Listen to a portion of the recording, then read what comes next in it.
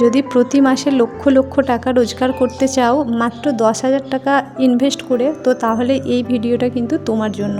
Video skip না করে অবশ্যই দেখবে। অনেক দিন আগে আমার একটা ভিডিওতে কেউ কমেন্ট করেছিলে, কোনো একজন দিদিভাই, যে দিদি আমাদের ইনকামই তো নেই, তাহলে আমরা সঞ্চয় করব কিভাবে? আগে ইনকাম থাকতে হবে, তবেই তো সঞ্চয় করতে পারবো। তো সেই উদ্দেশ্যেই আজকে ভিডিওটা বানানো। তো ইনকাম নেই, ইনকাম করতে হবে আমাদেরকে পদ্ধতি জানতে হবে। আজকালকার মানে টেকনিক্যাল যুগে ইনকাম নেই এই কথাটা কিন্তু বলা যায় না। আমরা একটু বুদ্ধি খাটালেই পারবো। মাত্র 50টা কোয়েল পাখি দিয়ে একটা ব্যবসা শুরু করো, তুমি মাসে লক্ষ লক্ষ টাকা সঞ্চয় করবে। হ্যালো এভরিওয়ান, আসসালামু আলাইকুম। কেমন আছেন সবাই? আশা করব যে যেখান থেকে আমার ভিডিওটা দেখছেন প্রত্যেকেই খুব ভালো আছেন আর সুস্থ আছেন। আমরাও কিন্তু বেশ ভালো আছি। তো দেখো, আজকে কিন্তু আমি কয়েকটা বেশ ভালো ভালো টিপস দেবো। এই টিপসগুলো তোমরা যদি কাজে লাগাতে পারো, তোমরা কিন্তু একটা হিউজ পরিমাণ ইনকাম প্রত্যেক মাসেই করতে পারবে। যেমন ধরো, প্রথমেই বলি কোয়েল পাখির কথা। বাংলাদেশের একটা মানে বাচ্চা ছেলে, তুমি বলতে পারো ক্লাস 9-এ পড়ে, সে অনেকটাই ছোট। ছেলেটার নাম হলো সুরজ। তো ওই 9-এ পড়া ছেলেটা যদি মাসে লক্ষ টাকা রোজগার করতে পারে, তাহলে আমরা কেন পারবো না? ও পড়াশোনা করে, তার সাথে মায়ের সাথে এসে বিকালে মায়ের কাজে সাহায্য করে, নিজের পড়া তৈরি করে। তার মাঝে ও কোনো একটা ইউটিউব দেখেই ওটা শিখেছে। ইউটিউবেও দেখেছিল যে কিভাবে টাকা রোজগার করা যায়। তো সেইখানে ও ওই ভিডিওটা পেয়েছিল যে কোয়েল পাখি তুমি পুষেও কিন্তু সেখান থেকে লক্ষ টাকা সঞ্চয় করতে পারবে। তো পুরোটাই কিন্তু ওর ইউটিউব জার্নি। ইউটিউবের মধ্যে থেকে ও পুরো বিষয়টা কিন্তু নোটিস করে। তারপরে ও শুরু করে, যখন একদম অল্প দিয়ে মাত্র 50টা কোয়েল পাখি দিয়ে বিজনেসটা শুরু করেছিল। 50টা কোয়েল পাখি কিনতে মিনিমাম তোমার ধরো মোটামুটি 10,000 টাকা মতো হয়তো খরচা লাগবে।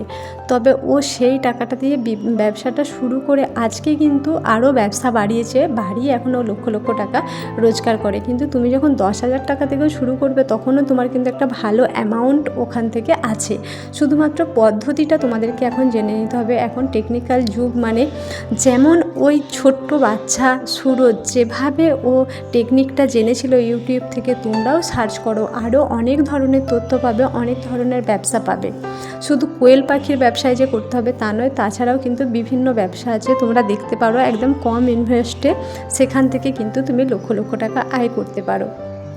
এছাড়াও কিন্তু তুমি ফার্ম তৈরি করে প্রচুর প্রচুর টাকা রোজগার করতে পারবে। যেমন ধরো হাঁস চাষ করে, তারপরে তোমার কৃষিকাজেও তুমি প্রচুর টাকা রোজগার আছে। কৃষিকাজটাও তোমাকে কিন্তু সেরকম বুদ্ধি খাটিয়ে করতে হবে। যেমন ধরো তার সাথে পুকুর চাষ করে।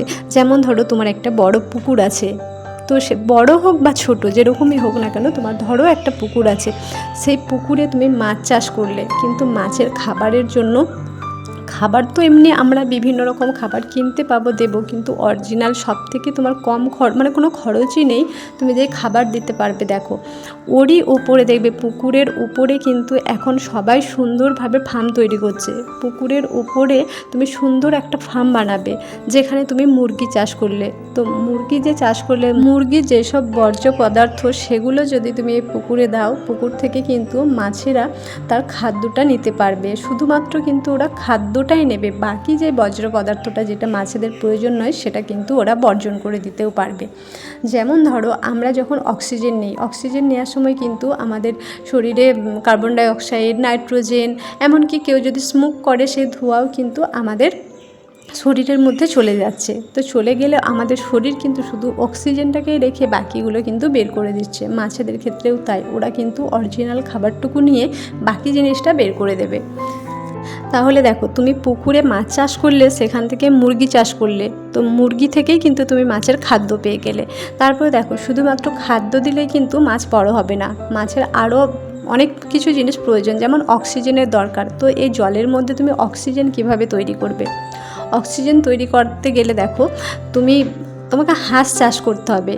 হাঁসও তো এখন ফার্মে মানুষ হাঁস রাখছে, তো এখন নয়, মানে বরাবরই ফার্মে হাঁস থাকে। তো তুমি যখন হাঁস চাষ করবে, সেই হাঁস যখন পুকুরের মধ্যে চলাফেরা করবে, জলকে কি বলো তো, যত তুমি ঘাটাবে তত কিন্তু জলের মধ্যে অক্সিজেন তৈরি হবে। তাই হাঁস যখন ওই জলের মধ্যে হেঁটে চলে বেড়াবে, ঘুরে বেড়াবে, তখন কিন্তু অটোমেটিক যখন জলের কম্পন হবে, তখন কিন্তু তার মধ্যে অক্সিজেনটা তৈরি হয়ে যায়। আর যেগুলো মাছের অপ্রয়োজনীয়, যেগুলো মাছের প্রয়োজন নয়, সেই সমস্ত খাবারগুলো কিন্তু হাঁসেরা খেয়ে নেয়। তো তাহলে তোমার এখান থেকে তুমি অনেকটা বেনিফিট পাচ্ছ, যে যেই পদার্থগুলো মাছেদের চলে না, যেগুলো মাছেদের জন্য ক্ষতিকারক, সেই ক্ষতিকারক পদার্থ কিন্তু আমাদের হাঁস খেয়ে নিচ্ছে, তার সাথে কিন্তু হাঁসে অক্সিজেনটাও তৈরি করে দিচ্ছে। তাহলে তোমার কিন্তু এখানে মাছ চাষটা সুন্দরভাবে হচ্ছে। তাহলে দেখো, মাছ প্লাস হাঁস প্লাস মুরগি, তিনটে জায়গা থেকে কিন্তু তুমি সমান পরিমাণে একটা ইনকাম পাচ্ছ, আর তিনটেই কিন্তু সঠিকভাবে হচ্ছে। তো আমি বলবো, এই জিনিসগুলো যখনই তোমরা করবে, হুট করে করে নেবে না। তোমাদের ওখানে যে সমস্ত কৃষি দপ্তর আছে, তুমি যদি চাষবাস করো, সেখানে তুমি কথা বলে নেবে। এসব সম্পর্কে একটু পড়াশোনার দরকার আছে, একটু স্টাডি করতে হবে তোমাকে।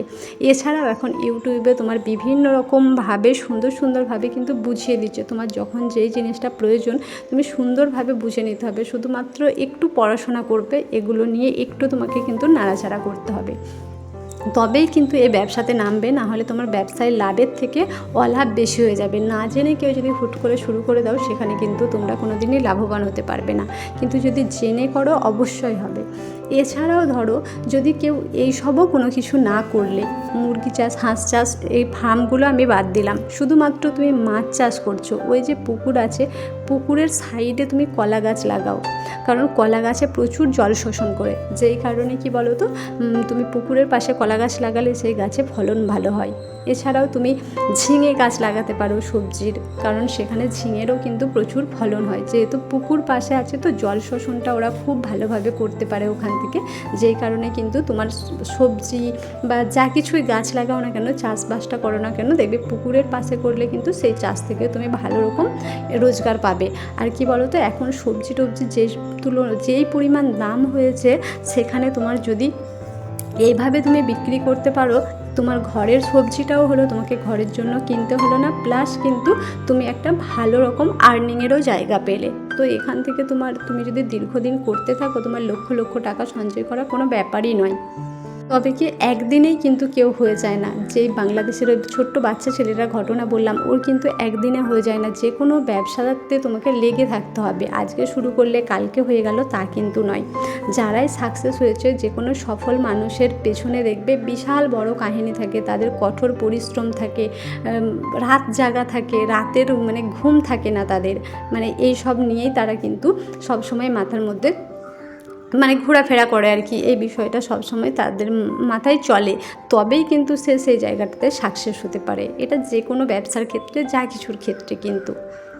তাই লক্ষ টাকা রোজগার করবে অথচ পরিশ্রম করবে না, সব কিছু ইজিলি হয়ে যাবে, সেটা কিন্তু হয় না। এসবের জন্য তোমাকে কঠোর পরিশ্রম করতে হবে। আর দেখো, এটা হচ্ছে আমাদের শবে বরাতের দিনের ভিডিও। তো শবে বরাতের দিনে সুন্দরভাবে দেখো, এখানে বাতি দিয়ে সাজানো হয়েছিল, আর আমরা সবাই মিলেই সাজাচ্ছিলাম, আর সেই সমস্ত ভিডিওগুলোও কিন্তু একটু ক্যাপচার করছিলাম। আর বেটুর এটা বলতে পারো, ও বুঝতে পারার পর প্রথম শবে বরাত, আগের বছর শবে বরাত হয়েছিল, তখন অনেকটা ছোট ছিল, তো অতটা ভালো বুঝতে পারতো না। তো এবারে কিন্তু ও ভীষণ মজা করেছে। আর শবে বরাতের পরের দিনে যেহেতু আমরা বাইরে এলাম, সেই জন্য ওই দিনকে আমরা বাবার বাড়িতেই ছিলাম। আর সেখানে দেখুন, আমার ভাই বোন, ভাইয়ের বউ, তারপর সবাই মিলে ভীষণ মজা করেছি। আর সব থেকে বড় কথা, আমার বেটু কিন্তু ভীষণ আনন্দ পেয়েছে, কারণ এই সব জিনিস ও দেখেই না। ওর জন্মের পর বলতে পারো যে এই প্রথমবার দেখলো। তো বাচ্চারা যেখানে দেখবে ভালো থাকে, তাদের যেখানে ভালো লাগে, কিন্তু সে জায়গায় মায়েদের তো আনন্দের কোনো সীমাই থাকে না। নিজে ছোটোবেলায় যতটা না মজা করতাম, আজকে ওর এই আনন্দ মজা দেখে যে সেই নিজের ছোটোবেলার স্মৃতিগুলো মনে পড়ছে, আর কিন্তু ভীষণ ভালোও লাগছে। দেখো, আমাদের এই যে ওপরের ঘরটা এখন কমপ্লিট হয়নি, তো ওপরের ঘরে ছাদেই দিচ্ছিলাম, ছাদটাই দিচ্ছিলাম। তারপর যেই সব ব্যালকনিগুলো করা হয়েছে, তার উপরে সুন্দরভাবে কিন্তু বাতিগুলো সাজাচ্ছিলাম। এই দিনটা না বাতি সাজাতে বেশ ভালো লাগে। তারপর তো রাত্রে নামাজ কালাম, তসবিহ এইসব তো রয়েইছে, এসব করতেই হয়, কিন্তু সন্ধ্যের দিকে এই মজাটা হয়ে যায়। আর এই দিন আমাদের হয়েছিল চালের আটার রুটি, তারপর সুজির হালুয়া, ডালের হালুয়া, চিকেন, সমস্ত কিছুটাই কিন্তু ছিল। খাওয়া দাওয়াটাও বেশ ভালো হয়েছিল। আসলে কি বলো তো, যে কোনো অনুষ্ঠান মানেই কিন্তু খাওয়া দাওয়াটা থাকবেই। যত যা কিছুই থাকুক, প্রত্যেকটা অনুষ্ঠানে খাওয়া দাওয়া না থাকলে যেন একদমই জমে না। আজ তাহলে আসি, ততক্ষণ সবাই ভালো থাকবে।